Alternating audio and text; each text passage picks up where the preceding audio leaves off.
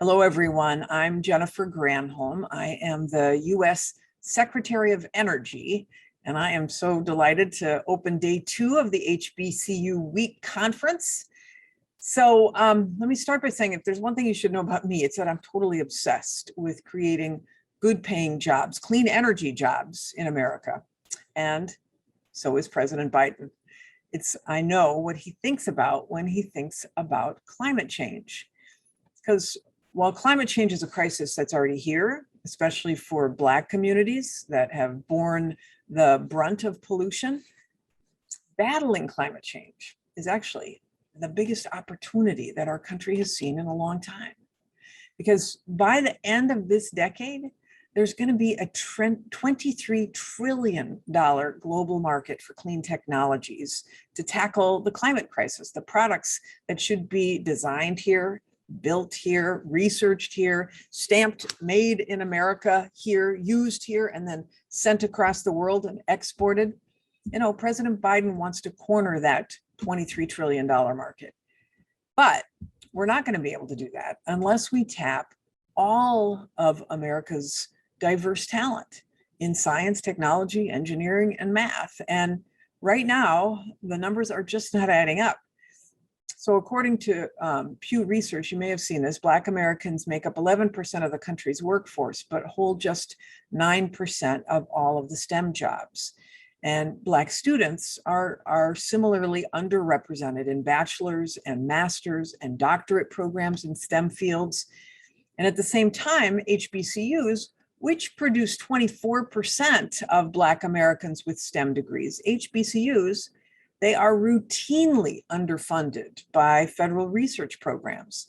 And this means that we are missing out on a huge amount of untapped talent and missing out on, therefore, effective solutions to the problems that we're facing. We see it in, for example, artificial intelligence that's coded on racial biases. We see it in facial recognition software, which now misidentifies Black people almost 100 times more than white people.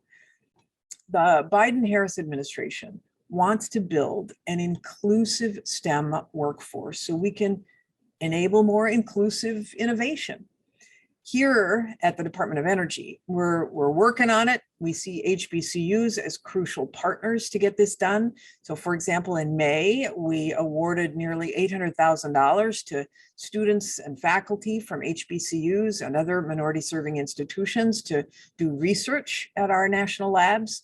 We welcomed 180 interns from HBCUs and MSIs to our national labs this summer to get hands-on STEM experience. We're throwing the full weight of the Department of Energy, the DOE, into creating a clean energy workforce that looks like America. So we've also created a new Office of Energy Jobs, which is working side by side with labor unions to create good paying jobs with great benefits and worker protections. We're walking the walk by baking strong labor standards into all of our contracting and our grant making efforts. We're pushing targeted hiring goals and apprenticeship opportunities for workers of color so everyone can build a career in clean energy. Honestly, but all of that is just a down payment because the president's Build Back Better agenda is going to be a game changer for growing this diverse and skilled workforce that America needs in order to win the future. That Build Back Better agenda, it's going to make historic investments in our infrastructure, including the biggest investments in transmission and public transit and clean drinking water ever. That Build Back Better agenda is going to revitalize manufacturing and our domestic supply chain so we can make those clean technologies here in America. It's going to, that Build Back Better agenda that Congress is considering, it's going to boost research and development so that our HBCUs and our other minority serving institutions can cement their place as the world's STEM powerhouses. And it's going to make sure that 40% of all benefits of these climate investments, 40% go to those who've been most impacted by the climate crisis, which means disadvantaged communities, communities of color, communities who are stuck in this energy transition. So all in all, these investments are going to create an estimated 2 million jobs per year between now and 2030. We want to see HBCU graduates at the forefront of this surge. We want HBCU graduates running energy companies and building these new industries. We're intent on making the future economy as inclusive as possible, so that at least 3/4 of the jobs created by this infrastructure package, actually, to be as inclusive as possible, you have to take down the barriers. And in this infrastructure package, 3/4 are going to go to people that won't even need an advanced degree. The Build Back Better agenda means really big things. It means big things for communities all over the country. And it means big things for HBCUs and the future of diversity in STEM. And once it becomes law, we at the Department of Energy, we can't wait to work with you to make sure that your students feel the benefits. So I'm going to turn it over to a few of my colleagues for the rest of the program who are going to share more about what DOE is doing to increase opportunities for HBCU graduates. You're going to hear from Kelly Speaks-Bachman. She runs our huge energy efficiency and renewable energy office, and you'll hear from her about the growing opportunities in clean energy. You'll also hear from the head of our Energy Justice Office, Shalonda Baker, who is going to describe what we're doing to make sure that the clean energy transition is a just one, one that benefits every community. But first, we're going to show you what a clean energy job actually looks like by taking a trip to Nevada. As the president says, when he hears of climate, he thinks jobs, and that's what today's all about. I'm Jennifer Granholm, Secretary of Energy. I'm here with Raquel, who is the foreman here at the Townsite Solar Project, and she's going to show me how they put up solar panels. This project, which is going to put up hundreds of thousands of solar panels, is the tip of the iceberg in terms of both employment, but also for meeting the president's goal of getting to 100% clean electricity by 2035. That is what is embedded in the American Jobs Plan. So we're going to get you all suited up to go out. First thing first thing is safety vests. Safety vests. We wear a high-vis vest so that we're visible on the job site with all the moving equipment and everybody. You want to make sure that you're seen. These are the next thing, we have safety glasses. All right. So that's for any debris or anything to keep your eyes safe. Mm-hmm. Then your hard hat, of course. We wear our hard hats for anything that may fall, anything that might fly, and also it protects you from the sun. And then your gloves. My gloves. All right, here we go. So this is where we do our panel installation. Yeah. They do what they call a push and pull. One of them slide it to one. Oh, right now they're like getting to lift it up to get the dust off. The dust off. All right. Oh. Can I push? Can I push to you? All right, ready? Here we go. All right. So you're going to push it to him, and he'll take it. You want to assist? God, this weighs a ton. So you're going to walk there people it over ready here. to take it? So you got to lift up a little bit. Over my head? Over your Do head. I put it over my head? Yep. There you go. So he's right over your head. So there you go. So when you put this in, it does both sides. Yes. Got it. So when you guys are done with this part, what happens with all of this that's hanging? So where does that wire go? They plug in each of the panels. So it goes to and it here? plugs into those. To this thing? Yep. So like you got two different color yeah, there's wires. a negative and a positive. All right. So and both sides get plugged in? Mm-hmm. One gets the red, one gets the black. Oh, I see. On that. All right. Yeah. Got it. So the panels are installed on what they call an extract tracking system, which basically it tracks the sun, is where it gets its energy from. Once it's up and running, they'll either be flat, and it tracks the sun. So usually they'll be facing to the east in the morning, and as the day goes, they start tracking and they'll be facing west. So by the end of the day, it will all happen at once, right? It all happens at once. It looks like a wave. Yes. Yes. Yeah. Which is kind of beautiful. And if you stand still, you can see it happening. The panels will connect together. You put these wires on, it feeds the power back over to there. And then that ends up into it, feeding and then over it comes here. back over to here. Okay. Awesome. I love this project. IBEW leaders really know so much about the electrical system.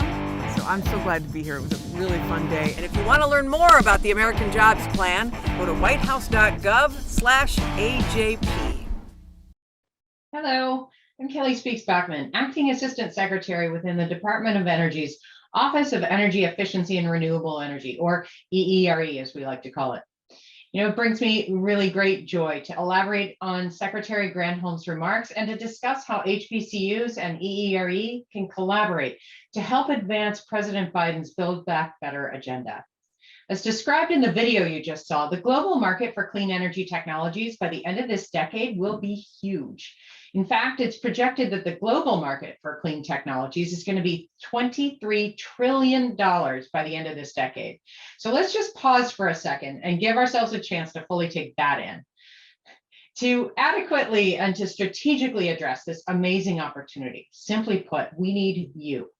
It's imperative for us to build a more robust and cohesive partnership with HBCUs because tackling the climate crisis calls for all hands on deck. Let me put that into context. Under President Biden's leadership, the Department of Energy is advancing American leadership in building a net zero emission economy wide and rallying the global community to confront the urgent challenge of climate change that we all face. The President's adamant that this transition to a clean energy economy must benefit all Americans, including those from communities that have too long been marginalized and not afforded a seat at the table where the decisions are being made. We know that the pandemic destroyed millions of American jobs and created enormous economic hardship. But now we have a chance to build back better and not simply return to the status quo, but build a clean energy future that puts Americans back to work in construction, in skilled trades, in engineering, and other sectors while rebuilding our decaying infrastructure. Our success in driving the next energy generation of breakthroughs and our innovations are going to depend on tapping into all of our collective talents with a workforce that looks like America in all of its rich diversity. That's especially true in the solar sector, an area of enormous potential. It's grown 4,000% since 2010. And today it provides about 3% of our country's electricity supply, so plenty of room for growth. To meet the Biden-Harris administration's goal of building a clean electricity sector by 2035, in fact, we have to deploy solar at 3 to 4 times the current rate. Think of the enormous opportunities ahead of us in the innovation and the commercialization of clean energy technologies like solar that are ultimately going to lead to job creation and economic wealth as we take on this climate crisis. To power this fast-growing industry, my office is working feverishly to advance research and development initiatives in support of clean technologies. And we're extending a warm-hearted invite for you all to become active partners in this endeavor. To meet this demand, we have to expand our talent pipeline right now. One way we're doing this is through the pilot partnership with HBCUs. EERE's Advanced Manufacturing Office, in fact, is working with HBCUs to better understand the expertise of HBCU researchers in STEM fields, to collaborate on education and workforce development, and pursue the clean energy manufacturing future that's necessary to meet the Biden administration's climate goals. Today, we're reviewing every aspect of our workforce development programming to ensure that diversity and equity are at the center, from construction sites to the labs to the business leadership circles. We're offering numerous funding opportunities and prize competitions for students, for researchers and innovators, challenging them to develop new breakthroughs and reimagine how we can harness the full potential of solar energy. And we're also working closely, or we're reviewing closely, not only whom we fund, but actually who benefits from the funding and the actions that come out of that funding. Across DOE, we're working to make sure that 40% of the overall benefits of federal investments are delivered to disadvantaged communities. Workforce training is more important than ever. And as we embark on this transition to a global clean energy economy, we have to prepare our workers to upskill, to gain new capabilities, and to seize the potential available in millions of new good paying jobs. Working together, we can build a clean energy future that leaves no American behind. So if you are energized and ready to get started with us, to learn more about the specific opportunities to engage with the EERE office, I really encourage you, and I hope you will visit our website. Thank you. Thank you so much, Secretary Granholm and Acting Assistant Secretary Speaks Backman. And good morning to everyone here. I'm Shalonda H. Baker, Secretarial Advisor on Equity and Deputy Director for Energy Justice here at the Department of Energy. DOE has such a deep commitment to fostering diversity in high demand fields such as STEM, and I couldn't be more excited for the day ahead. As you saw in the video, it's an exciting time for energy and justice. It's also a necessary time, given the dire climate crisis threats we all face. And the reality is that communities of color and low-income communities, where most of our historically Black colleges and universities are located, have borne the brunt of the climate crisis. The legacy of pollution also runs long and deep in these communities. And we recognize that the racial and economic disparities we see throughout the US stem from the legacies of slavery, Jim Crow, redlining, and other unjust systems. What's more, communities of color have not benefited equally from the clean energy transformation that is taking hold across our country. We can't deny it. This has led to serious environmental and energy injustices. Black households are more likely than other communities to live in the shadows of fossil fuel generation. Communities of color live with the toxic legacy of air pollution, and low-income communities and households of color are still paying too much for energy in this country. This is environmental and energy injustice. And the clean energy transformation that your generation is leading can make these communities clean and safe for families. That's why environmental justice and equity are so central to the Biden-Harris administration's plan to tackle the climate crisis. We have to be intentional about addressing and attempting to undo historical harms done to communities of color if we hope to find solutions. But this requires a transformative commitment to target disadvantaged communities for clean energy investments, new jobs, and new businesses. So how do we do this?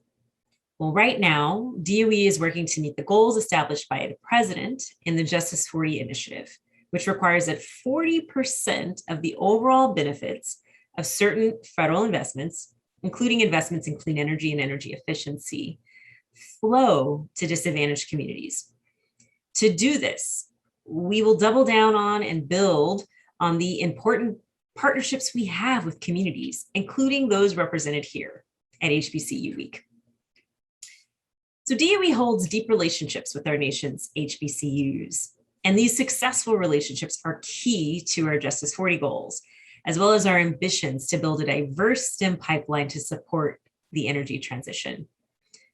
You know better than anyone else that HBCUs and other minority serving institutions have the potential and capacity to train and mentor America's future workforce. Like Secretary Granholm said just moments ago, we want to see HBCU graduates at the forefront of the transition to clean energy. And we can't do this alone. It truly takes a village to fight these challenges. So we are calling on the HBCU community to help us lead this work. And I know you'll meet the call. Just last month, we held a forum to spotlight young climate justice voices. And I was left in awe at your generation's commitment to this fight. You're here at STEM Day because you feel this call and commitment as too. What's more, as the next generation, you're leading this call to save our Earth and her communities. It's a big responsibility, but this is the fight of our lifetimes. So thank you for joining STEM Day at the 2021 National HBCU Week Conference. Enjoy the program and take note of the lessons that can help us to bring about a more equitable and just future.